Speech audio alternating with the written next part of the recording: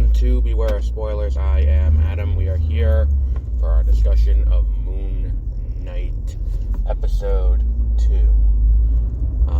The episode where we get introduced to Layla, the love interest of Mark Spector. And I think this is the episode that kind of highlights my first major issue with this show. I think that the show doesn't give a good reason. Well, here's the thing, okay? Maybe I'm blurring my episodes. This is the problem, though. I'm starting to blur episodes together. But, Layla is Egyptian, and she has some knowledge of the gods and all that. So, this episode we learned that Khonshu had been, cast out from the pantheon of the gods, or locked away, or whatever the exact verbiage was. We also learned that Arthur Harrow was the initial, what's what we're looking for here? The first avatar for Khonshu on Earth before he was rejected, and the rationale for it is, we know this already. He thinks Khonshu moves too slow, while Amit is proactive, and it gets dismissed very quickly as you're going to kill babies, and it's one of those things where it's like, well, okay. And to an extent it's true, but it's also one of those things where it's like, the ultimate problem with this whole thing is that, again, this is a very common thread across all of Phase 4, is the idea of free will. Do we have free will? Is everything predetermined and what's going on there? I've talked about it before. Black Widow, very much determined with the idea of, does anyone have free will? And especially considering these people are brainwashed and coming out of the brainwashing and coming into their own person. The free will that comes with Shang-Chi, which is the story of, a guy breaking away from his family and being the destiny he was set on, can we change that?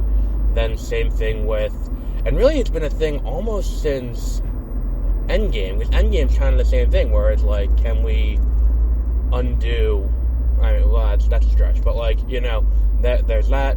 Eternals has to do with the rebelling against God, and it's it is the idea of free will versus, for these essentially robots, synthesoids, or androids, or whatever you want to call them. That happens. Then, what was the other one? We haven't done a movie yet this year, but Loki, that's what this feels like a little bit. This idea, where Loki had the idea that the Time Variance Authority was there to oversee the sacred timeline and decide what goes and what doesn't. It's this idea that, whereas if you look at, the way that the helicarriers worked in the Winter Soldier felt more closer to when the crime will be committed. Whereas Amit's genre of judgment comes more cosmic, which Amit's a god, so that tracks in a way, but Amit's genre of of it comes from a more, that's the thing. It's when we look at how it's described, how Zola's algorithm is described in the Winter Soldier, it's described as we can look at people's patterns of behavior and what they've done in the past, identify them as a threat, and then say, okay, these people are going to be a threat. Now, a threat to Hydra specifically, not a threat to, the world at large, so it's easy to identify that as, wrong. And the idea that, we can look at patterns of behavior and be like, okay, so this person is going to do this day, we can track them down with biometrics and then kill them from the air. And it's that kind of interesting, that seems a little bit more, I don't know why I don't bump into that as much as I bump into the one on the other show. Like, why is that something that... I don't understand it. It feels weird to me that that's something that I'm bumping into there. Like, and it's so weird because it's like it's just as bad, and it's also a Nazi organization doing it. But like the idea of that, well, it's because what happens is you get the freedom of choice up until the point of that. Like, you get the freedom of choice to be like, oh, okay, so you did X, Y, Z, and then we can tell this is going to happen by doing other things. So, I don't know. It's like, because the thing is, it's like, even that wasn't... I gotta watch The Winter Soldier again.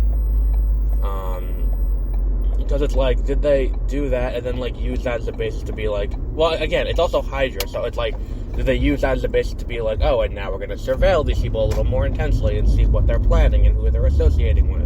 And then go based on that to say, oh, there's a threat forming. Because it's like, that would be, like, the S.H.I.E.L.D., like, even like S.H.I.E.L.D. would, like, you know, wouldn't probably do that. Like, it's so weird.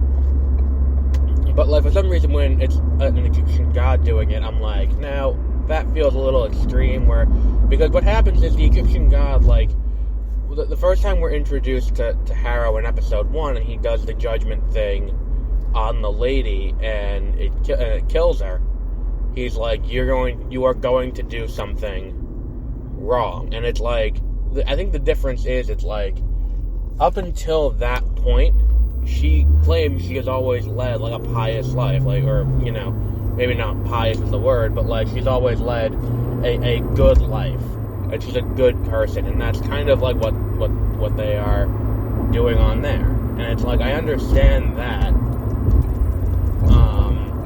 but, like, you know, the idea that, I think that, like, what would really drive it home a little bit better is if they were like, and this is what you're going to do, that's going to, that makes her judgment this way. Instead of just blindly, here's her judgment, and, you know, sorry, that's the luck of the draw, which is kind of what it is on the show, the way it is portrayed, where it's like, yeah, well, it doesn't always go your way. So, I feel like that's an innate problem I have. Like, and I don't know why, where it's like, you know, it's not that it's not explained, it is explained. It's just, and it's not really a problem even. I don't know if you can, that's a problem I have with it. I think it's just at this point people anticipate me having problems with shows.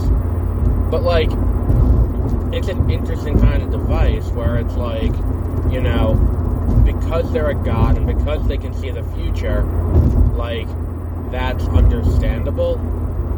I don't know. Like, it's one of those things where it's like, it's such a weird conundrum of, like, even more so than I would say less so than,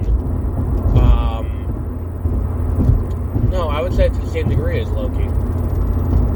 And then what happens with, like, that I think is part of this problem where we're starting to get more autonomy from creatives within Marvel Studios, and I hate to say that, but, like, we're starting to get these conflicting kind of things where it's like, look, if there still was the sacred timeline, as it is described in what's it called? What was that called? In Loki. And it's like, we get the one sacred timeline. Everything's going to go according to what the Time Variance Authority says. Everything's going to go the exact same way. And if it doesn't go that way, then these people in weird costumes are going to pop out and prune you to prevent a separate timeline from splitting. Then, yeah, I could kind of see, what's it called? I could kind of see that making sense.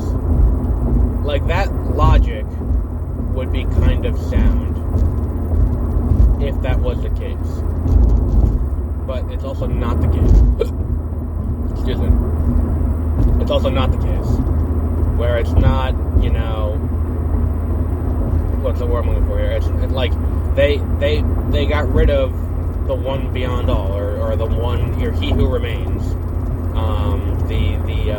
The Kang the Conqueror variant at the end of time who runs the Time Variance Authority.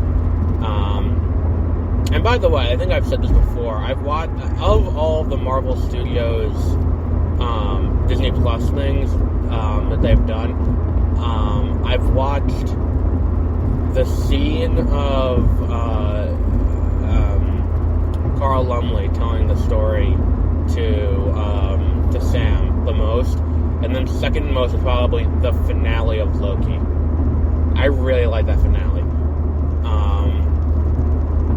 But like now you get this conflict where it's like, okay, so there is one timeline where everything is kind of, set in stone, and it's like everything's going to follow this thing, and it's like, okay, so they allowed the Avengers to travel through time in this one timeline because it was for the best for the timeline to do that, and it's like, okay, so that's fine. And then on top of it, like, Steve Rogers went back and pruned everything himself. So nothing ended up... No, something did change. Something inherently changed. That's a problem I have here. Like, they should not have let the Avengers travel through time. Because innately, they fundamentally changed. There's a new timeline that they cannot go and put an Infinity Stone back and fix. Because Gamora's not there, and Thanos isn't there, and Nebula isn't there from that timeline. The timeline, like when they removed stuff from Guardians of the Galaxy, they irreparably fucked that timeline. So that timeline goes entirely different now. I don't know. I feel like there is something that needs to. Like, that's the thing, is if there was one timeline, and if that was still the case, but now that we have the multiple timelines and all of that, the idea that the Time Variance Authority, like that's the thing, is that we have this splitting timeline and all of that. Mr. Knight's kind of cool. I talk too much about shows that aren't Moon Knight. I'm kind of cool with Mr. Knight. I would prefer... I like this idea of mirrors being used to show the alternate personalities and allow Mark and Steven to talk to each other, and using reflections for that. That's a really interesting kind of plot device, and I think it serves the show well. I think that it's beyond that, I think that my issue is the idea of having Stephen Grant as the expert in Egypt, considering everything around him, is kind of silly. It's just kind of one of those things that, like, I think they just need a reason to have that personality come back. Otherwise, if it's just Mark Spector and he doesn't have multiple personalities, then what's the point? So, like, they need an excuse to bring back that personality, to be able to point to and be, oh, he has multiple personalities, and both of them need to have a use. It's kind of an interesting kind of thing, but now that we've introduced Lila, and also, now that Mark's there, I feel like, what we need is a moment to take Steven out of the shadows, so to say. Like, why is there still a Merry Christmas sign? I just noticed that. There is still, like the town that I work in has these, like, things that they put on the telephone poles that's like, Merry Christmas. And there's still one up. I don't know how they missed that. Anyway, what they need is a moment to be like, okay, Steven, we are going to bring you up to speed on what happened here. And the thing is, we, the audience, could kind of use that too. Not that the mystery isn't fun and intriguing, but I'm thinking Indiana Jones. I'm thinking, like Raiders of the Lost Ark, where it's like, we can't just send people blindly on a mission. Like, there's that scene where they just, sit down and they're like, here is the plot. Here is what we are going to do. And here's what we are going, like, what needs to happen over the course of this, like, story. And, like, this is the important stuff. that needs to happen between, like, this is what the Ark of the Covenant is, this is why they want it, and it's like, that's an important scene. And it's like, I feel like something like that, between Steven and, between Steven and